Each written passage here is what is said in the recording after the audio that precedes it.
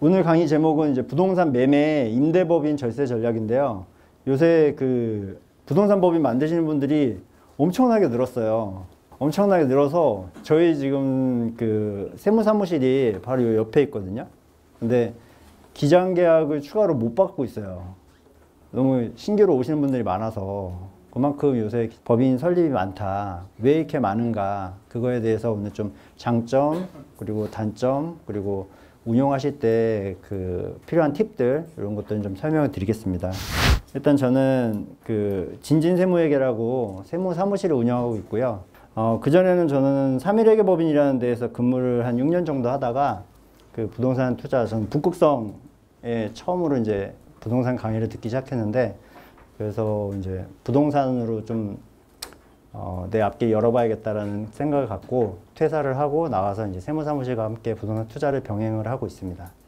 그래서 아무래도 좀 그 투자자분들 마인드에서 저도 세금을 바라보다 보니까 좀 그런 부분에서 좀 강의에서 공유되고 이런 부분이 많은 것 같아요. 그 제가 생각할 때는 법인은 세탁기랑 좀 유사한 부분이 많이 있는 것 같아요. 이 세탁기가 과연 여러분들의 돈을 넣을 만한 세탁기인지, 여기다 믿고 내 돈을 넣어도 될지, 그게 좀 확실히 아셔야 되는데, 여기에 만약에 여러분들 소중한 돈을 넣었는데 실컷 돌리고 났더니 휴지가 나온다, 다 찢어져서 휴지가 나온다, 그러면 절대 넣으시면 안 되겠죠.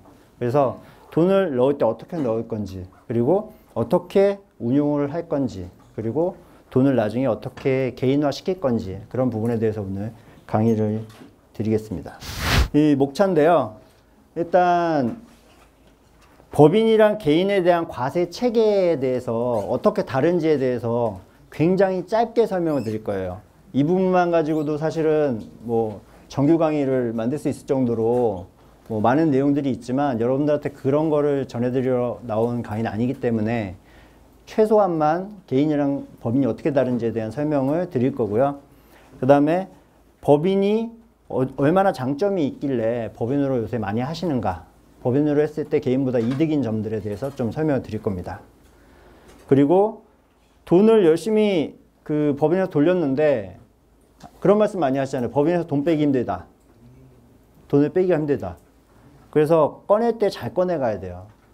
그냥 막 꺼내 가면은, 저한테 많이 이제 질문을 하시는 게, 개인이, 제 상황은 이런데 개인이 나와요? 법인이 나와요? 이런 말씀을 하세요. 근데 그거는 그냥 딱 말씀드릴 수가 없어요. 왜냐? 이분이 어떻게 나중에 돈을 빼갈지, 그리고 어떻게 운용을 할지에 대해 따라서 다 달라지는 거기 때문에, 어떻게 운용을 하느냐가 사실은 법인의 장점을 활용할 수 있느냐 없느냐, 그 부분이 결정이 되는 거거든요. 그래서 어떻게 돈을 빼갈지, 그리고 또 돈을 넣는 것도 잘 넣어야겠죠. 어떻게 넣을지. 그리고 5장은 법인 경비 처리랑 주의사항, 이렇게 해서 강의를 준비를 했습니다. 본격적으로 법인이 어떤 점을 이용했을 때 개인보다 나은지, 세금적으로 어떤 점이 우월한지, 그런 부분을 설명을 드리겠습니다. 먼저 딱딱하게 세법 내용을 설명드리면은 좀 어려우니까요, 사례를 들어서 좀 설명을 드릴게요. 이분이 부동산 공부를 하면서 이제 월세 수입을 좀 거뒀죠. 그랬는데 이 월세 소득을 거두고 처음 소득세 신고를 할 때 이분이 깜짝 놀라셨어요. 왜냐면 아까 그 월세 1년 합계가 한 5천만 원 정도 되거든요. 근데 그 5천만 원에 대해서 세금을, 이분 같은 경우는 3억 원이 이미 사업소득으로 있었죠. 거기에 이 5천만 원 임대소득이 추가가 되니까 3억 원 이하는 38%인데 3억 원 초과는 40%예요. 그러면 이 5천만 원이 40% 세율 구간에 가 있는 겁니다. 그래서 5천만 원 곱하기 지방세까지 10% 또 붙거든요. 그래서 44% 하면 2,200만 원이 세금이 나온 거예요. 추가로. 그러니까 자기가 생각했던 수익률이 확 깎인 거죠. 만약에 이분이 투자를 개인 명의로 안 하고 법인으로 하셨다면은 세금이 2억 이하는 10%잖아요, 법인세는. 그럼 5천만 원에 대해서 지방세까지 해도 11% 550만 원 냈겠죠. 그럼 딱 봐도 4배죠. 4배 세금을 내신 거예요. 그래서 법인을 활용하면 개인이랑 법인은 완벽하게 분리가 되기 때문에 개인 소득세율이 높으신 분들은 본인 명의로 임대소득을 거두시는 게 별로 유리하지가 않습니다. 그래서 법인으로 활용을 해가지고 하시는 게 훨씬 세금이 낮다. 그런데 이런 질문 하시는 분들 있어요. 자, 5천만 원에서 550만 원 세금 냈습니다. 나머지 4,450만 원 내가 가져오려면 또 세금 내야 되잖아요. 또 세금 내야 되잖아요. 맞죠? 네, 맞아요. 그거 내가 다 가져오면 다시 그것도 44% 되겠죠? 그러니까 개인이 유리합니까? 법인이 유리합니까는 사실 법인에서 남은 돈을 내가 그대로 내가 다 가져온다라고 생각하면은 법인 하실 필요 없어요. 법인세 내고 소득세 또 내니까. 그런데 법인은 이 돈을 가지고 꼭 가져와야 되는 건 아니잖아요. 그리고 내가 가져와야 되는 것도 아니잖아요. 재투자를 하실 수도 있고.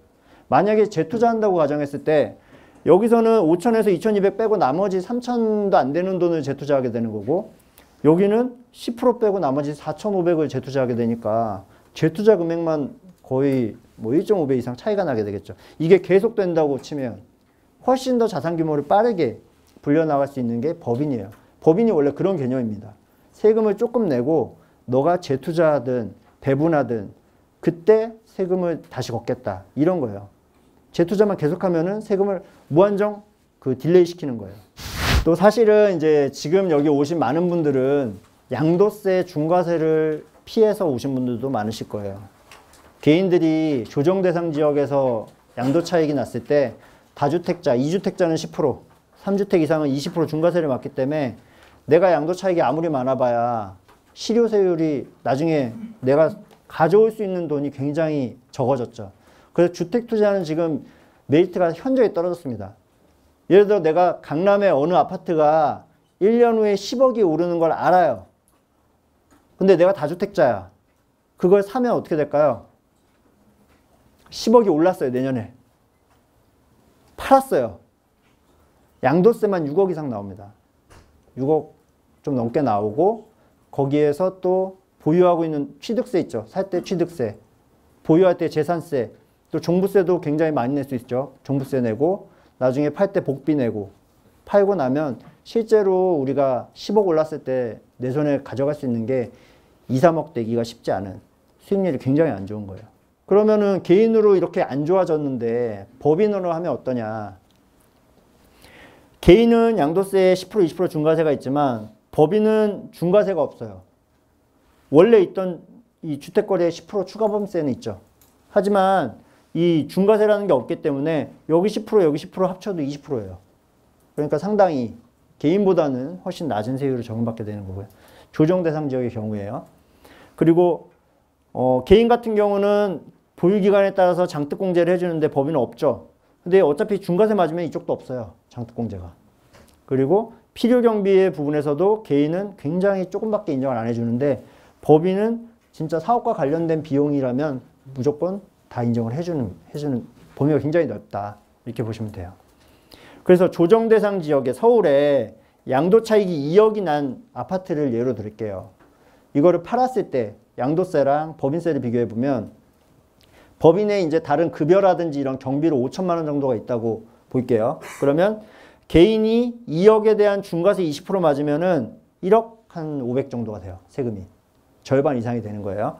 법인 같은 경우는 2억의 차익이 났으니까 그거는 당기 순이익인데 비용이 있었잖아요. 5천만 원. 5천만 원 빼면 1억 5천에 11%, 1650만 원. 그리고 추가 법인세 있죠. 10%. 이거는 비용을 안 빼줍니다. 그냥 순수 양도 차익이 10%예요. 그럼 2200만 원. 합쳐도 3850만 원인데 여기는 1억이잖아요. 그러니까 차이가 굉장히 크죠.